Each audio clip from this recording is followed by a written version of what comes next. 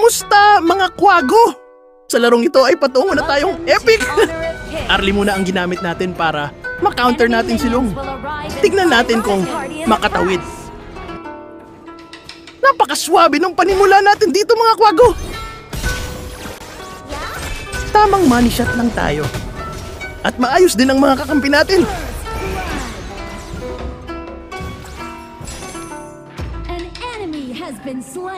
Pero alam naman natin na hindi tayo dapat makampante. Dahil kahit sobrang laki ng lamang, ay pwede pa rin mabaligtad. Naranasan mo na rin ba yon? Di ba masakit?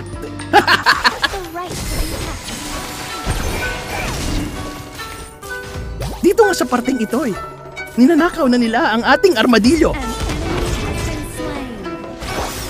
Ahayaan na lang ba natin? Siyempre hindi. Anak ka ng kwago?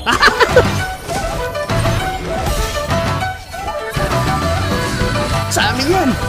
Pa-epic na ako Susurbulin ko na to. Tamang dodge lang tayo sa skills ng mga kalaban. Hindi muna tayo pwede magpabigat.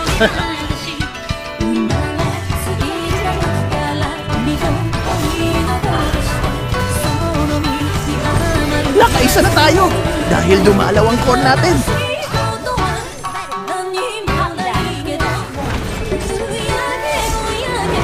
Hindi tumatama si Long.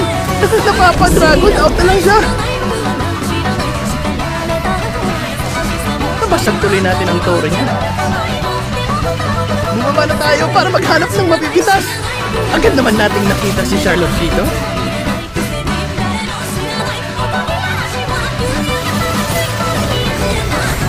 Option!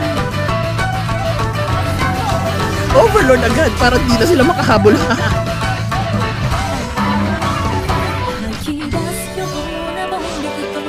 Focus lang tayo sa goal.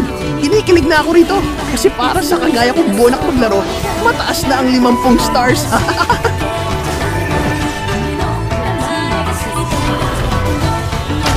Ang kaso lang, napasobra tayo rito. Nalikuran tuloy tayo ni Lam. Nadamay patuloy ang support ko.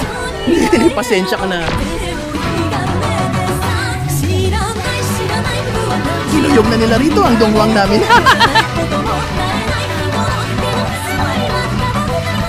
Huwag kang mag-alala.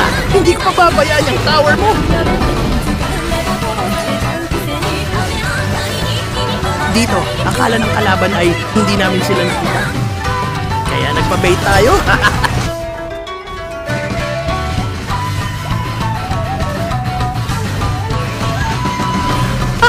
Gumugusto ka ha?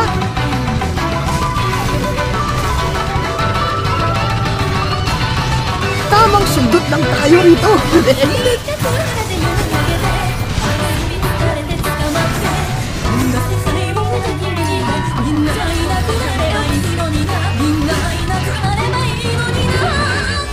Bad trip na siguro si Long.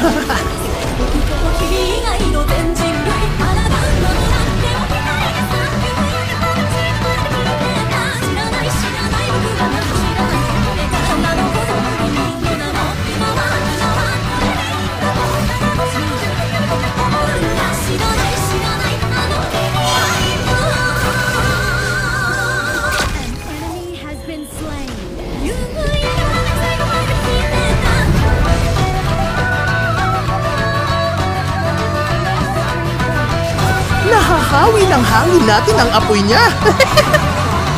Maraming salamat sa maayos na kakampi at sa inyong mga nanonood. Nakatawid pa tayo bago mag-end season.